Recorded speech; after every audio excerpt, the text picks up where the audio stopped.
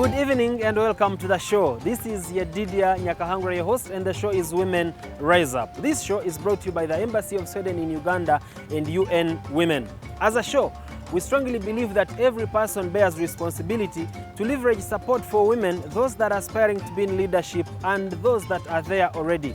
Our guest tonight is quite an interesting one, who grew up from the villages of Soroti and rose to the ranks of Member of Parliament. She has been a leader at the national level and international level. But before we bring you the guest, who is Hon Alice Alaso, let's first have a look at this skit.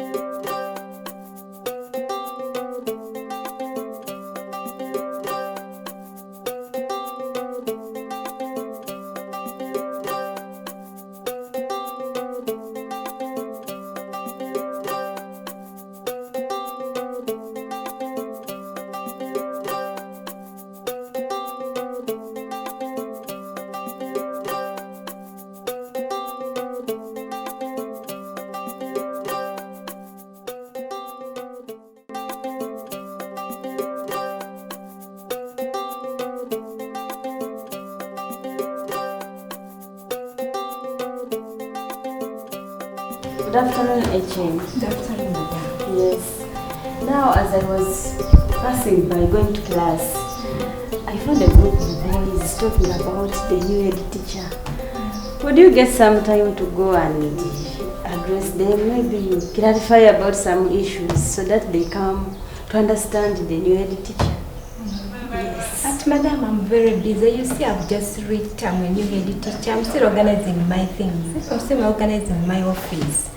There's even something I want to first enter, some that I want to first enter first. But how urgent is the issue? Issues are serious because they have outlined a number of issues that they are talking about. So I was passing by and I listened to them and I was able to talk to them and they told me some few issues. But actually I was even organizing to have a meeting as staff and students, but per now, since the issue is urgent, I think we should first briefly meet them. Yes. We first meet them, then we inform them about the general meeting. So I want to inform them that you come and communicate to them. Yeah. Yeah. Let us meet them briefly. Okay.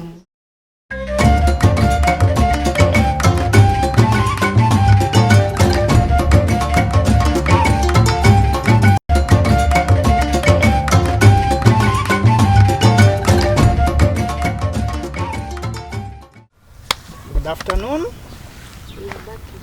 We have come back again about the same issue that you told me to go and call the headmistress. So here with you is the headmistress. She's going to address to you briefly. Headmistress, you are most welcome, please. Good afternoon, everybody. Good afternoon to you. I must say all you look great leaders. Our country will be proud of. It's my first time to be here with you. I'm the new head teacher of this school. My name is Namwano Lydia.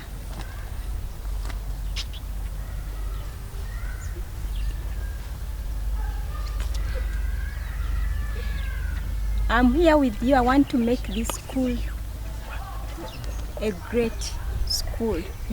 So I need your support as your head teacher. We work as a team, the students and the staff at large.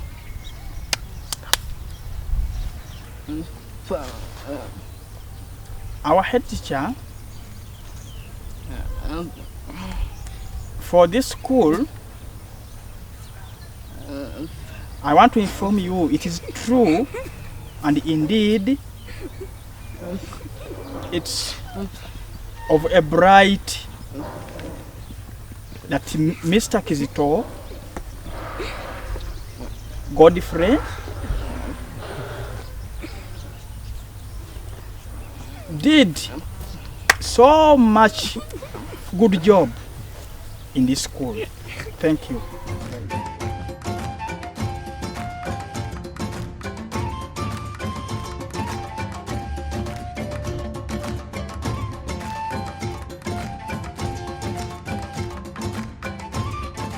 Sorry for disrupting, but usually we don't know why we are transferred to different places. Even me, I was surprised but excited to be in a boys' school. So I request you to work together with me. But right now, I don't have enough time. I've already listed down your points, your questions. So I've just got an urgent message. I want to finish something in the office. Then we shall come back and we have a general meeting with all the staff. Then we summarize everything that you have brought forward. All the questions are going to be answered. You see how our headmistress what she has done? She has received the message and she has decided to ignore us, that she pretended to be so more busy. She has gone to the office. Now as time goes, you think will she listen to our issues?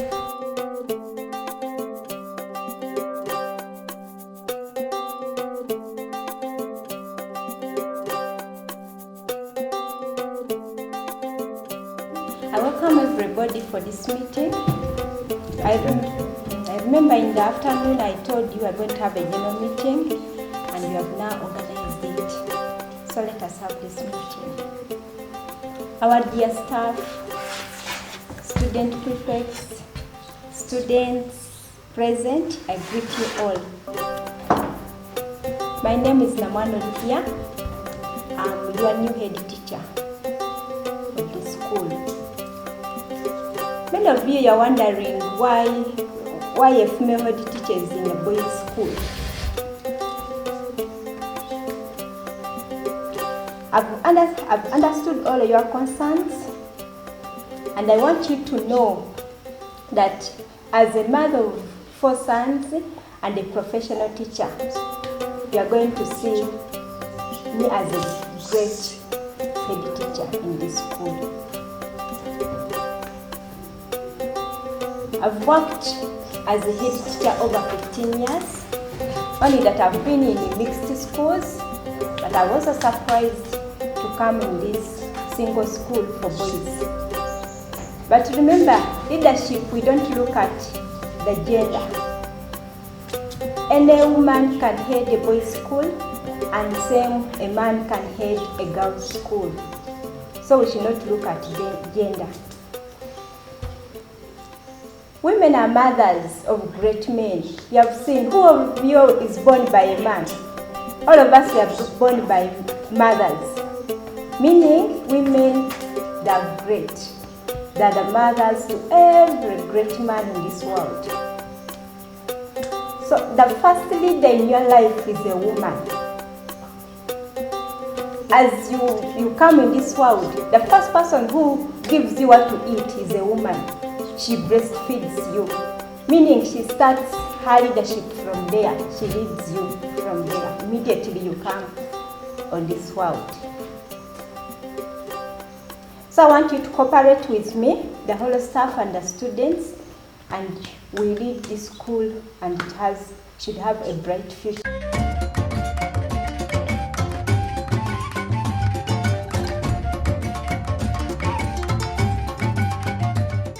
Yeah, I hope you enjoyed the skit, and I hope you picked a leaf, especially the way it ended. Because most times we look at women as people who sometimes have abilities, but our perception is, though they are able, they can't do ABCD because they are women, and that is wrong. My name is Yedida Nyakahangura, and the show is Women Rise Up. With me here is Hon Alice Alaso. She was the district woman MP for Soroti district for 10 years. Later on became woman MP, Serere district. She was among the people, the founders of the Forum for Democratic Change, and later on became the Secretary General for the same for 10 years. She participated heavily in the formation of ANT, Alliance for National Transformation, and right now she works as the national coordinator for the same. We are going to discuss the limitations that people have in their minds and their attitudes and perceptions towards women that are actually mythical. They are just myths. Honorable, you're welcome. Thank you very much, Yedida. Thank you for having me here. I am grateful to be part of this very, very important discussion tonight. Good to have you. It's actually a huge pleasure considering your experience and how have you emerged out of the societal perceptions, especially towards women. How did you emerge to become such a strong leader at the national scene? How did you do it other than the grace of God? At least I expect the grace of God. Well, thank you. That's a very interesting question for me because my background is not a very easy one. Yes. So to say that it makes things easier for you. I come from a poverty-riddled background, but I was happy and fortunate to have an education because both my parents were teachers. And so in the course of it, the first step towards any empowerment is actually the exposure that education gave us, and that is what it gave me. And so I began to learn like the boys were learning, to play the way the boys were playing. So to deal with issues of socialization that pushes girls, women to one side and, you know, delineates roles, I think the first step is really the education that we give our children. Whether we give it to them at home or we give it to them at school, they begin to understand that out there is a world of possibilities. So I go to school playing, learning, talking and excelling. So then I get to know it's possible to be #1 in class and beat all the boys in this class. And that opened my understanding. And then as I grew up, I became the head girl of the school and in my O level. So at O level now I'm thinking, hey, so it is possible to lead. These boys can also listen to me. Yes, yes. So those little opportunities, you might consider them little when the girls are still young, but they are building blocks towards empowering the girls to make lifetime decisions, whether to go into public office, whether to contest as politicians, whatever they do, those building blocks raise the confidence of every other person. So yes, that's how I made it. First, the opportunity of being educated. Secondly, the opportunity then of my first and second jobs. Actually, now let's talk about the first job. I know your first training, I think, was teaching. Yes. Just like the head teacher who boys were protesting against, saying Yes. this lady can't lead us. So Yes. what was the experience? So my first job and my first posting, Yes. not because the Ministry of Education pushed me, I chose Yes. to go to Teso College Aloit, a boys' school. school. A lady in a boys' school in a patriarchal society. Yes, even the commissioner asked me, Madam, what is your interest? And my interest then is that was that Teso had gone through war, and one of our most important schools, and still is, was Teso College, and they needed somebody to help restart the school. And so I joined the team in there.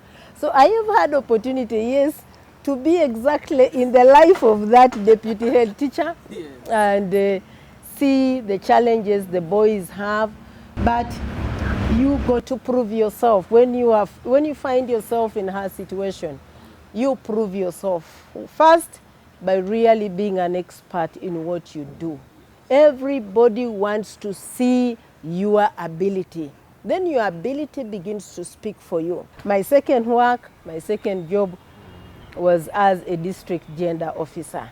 And you know, my work was engendering all government programs, budgets, community actions, women councils. And so when I went out to the community, again, they started noticing if we had such women to lead us, to speak for us, then it would be good. Those days it was the Electoral College. And then the LCs backed me up. And by the time I offered myself, those two constituencies played a very important role. The students were my campaign agents. Because they knew your potential, they had seen your potential and your leadership skills. Yes. So in the community and among their parents, the children were campaigning for me.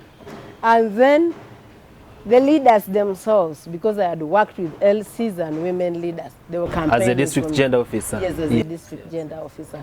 So that quickly helped me get over a number of issues. But that doesn't mean that when I went out to the field, I didn't get stereotypes. No.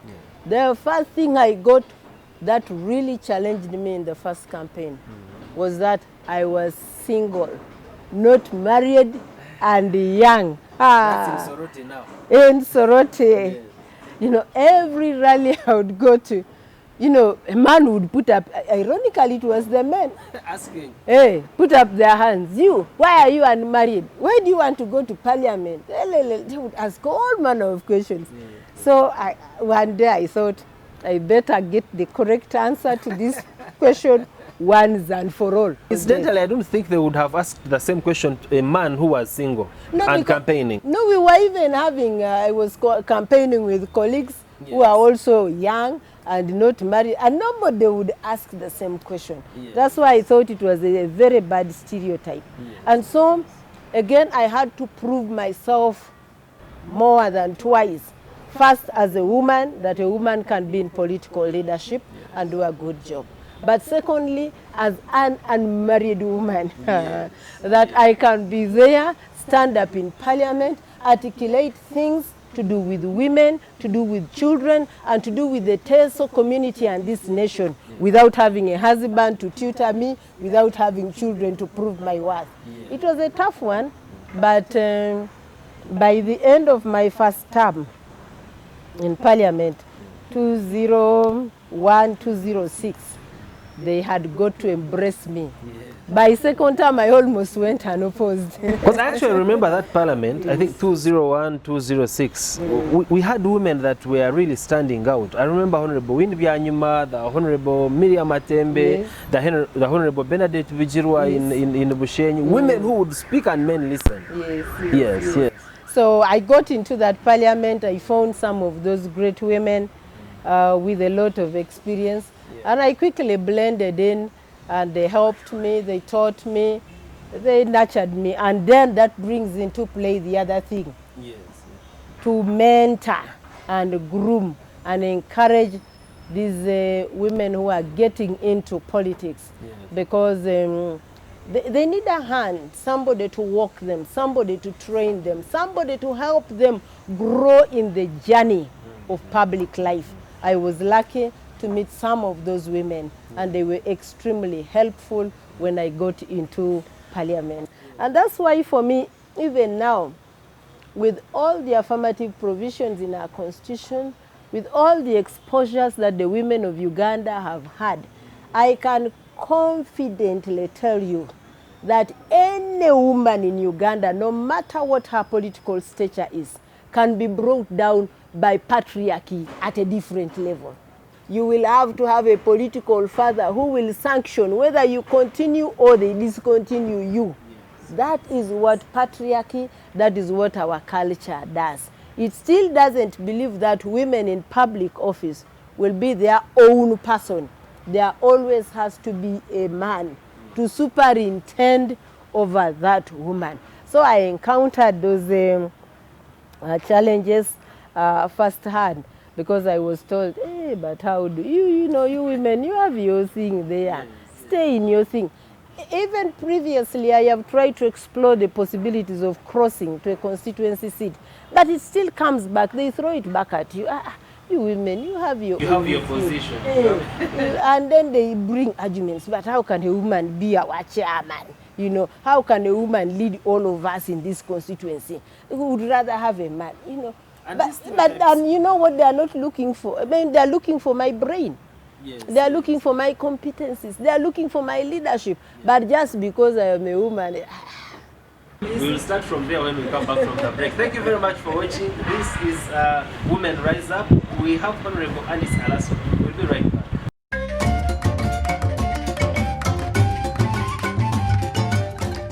Thank you very much for watching. My name is Yedida Nyakahangura. The show is Women Rise Up. Our guest is Honorable Alice Alaso.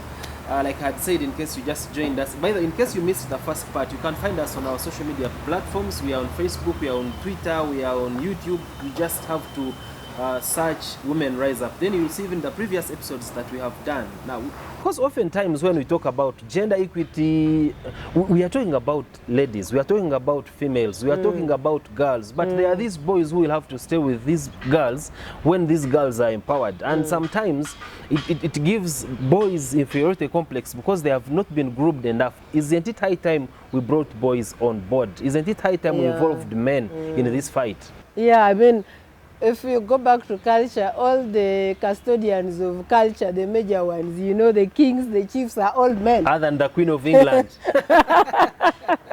So, yes. But secondly, as I told you, empowered men are very confident of themselves. They are exposed. They will not necessarily think of a head girl at school or another colleague at work as being a mere competitor based on sex. No, based on gender. No, it is about competence, it's about merit. So, yeah, there are aspects of male champions. Men talking to men is even easier than women talking to men because they will think we want to encroach. You're superimposing yourselves on them. Superimposing ourselves, encroaching on their spaces.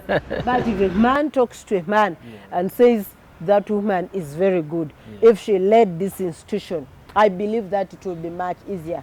So you are perfectly right. We need to keep men on board. We need to bring men up as champions of this endeavor. And before you know, we will have empowered women working with empowered men, and we will have the transformation that we desire. Yes, Honorable. Other than culture, are there any other limitations that you made? For example, I know it's not easy to run a campaign without money, and it's for a fact that most women don't have property in Uganda. There is still that bias of a woman can't own this. Actually, even when fathers are dying, they would rather leave their assets with a 12-year-old boy than a 24-year-old first-born girl. Yeah, so what are these other limitations and how did you manage them? Or how can they be managed? Yeah, so my experience getting into politics really brought me face to face with the challenge of not having money and poverty, as it were. Yes. So I actually reached a point where I was telling everybody who thought I was competent that I would not be able to contest for office simply because I did not have the money for nomination, for campaigns, and so on and so forth. And that is the challenge every good woman out there will tell you. Yes. She will tell you, I don't have the money to contest. Why? Because yes, we don't inherit from our parents. When we get married, we go into the other clan. When you reach, that's the second thing. Yes. When you reach the other clan, they say you belong to the other clan, you're a visitor here. So they even do a ping pong when on you. When you go home, they say, but we gave you to the other clan. We gave you to the other clan. So in that process, you own nothing. You are actually in a no man's land, as it were. So dealing with money, dealing with poverty to facilitate the issues of campaign is a very big challenge. And I had to get in touch. Let nobody tell any woman that you can deal with a campaign as a woman without the support of those who own. Men have the money. Our husbands have the property. So for you to get in there, you must secure their goodwill first and foremost. so that they are able to facilitate the process. And so for me, getting there when I was single, it was mainly my friends and my family and the fellowships that I am a born-again Christian, the fellowships that I belonged to. They would be the ones, people, you know, you have this 50,000, add fuel. My colleagues at work, my boss, a retired old lady now, and I think she also wanted really to see an empowered woman. Yes. I'm always grateful to that retired lady. So empowered women have a responsibility of empowering young girls. Yes, because I saw it in my chief administrator, Madame Agrippina Akola Muge. She helped me to, you know, first to free me, and then secondly, she would give me her little money, put fuel in a motorcycle. And so those contributions facilitated the process. Otherwise, I would never have moved an inch without money. Kindly, you can look into your camera and give us your last piece of advice. Yeah. My very personal conviction is that we can never have any form of transformation until the women transform along with the men, and until they are able to tap into their utmost potential. You have the women on board, then you will transform the nation. Thank you very much, Honorable Alice Alaso. She's been our guest for this episode, and there are lots of things that I've actually learned from this. And thank you very much for blessing our audience with your presence and your experience and knowledge. This is Women Rise Up, a show that is brought to you by the Embassy of Sweden in Uganda and UN Women. We will be bringing you more episodes until we get to such a time that men respect women and women respect men, not because of their gender, but because of their ability. My name is Yedida Nyakahangura. God bless you.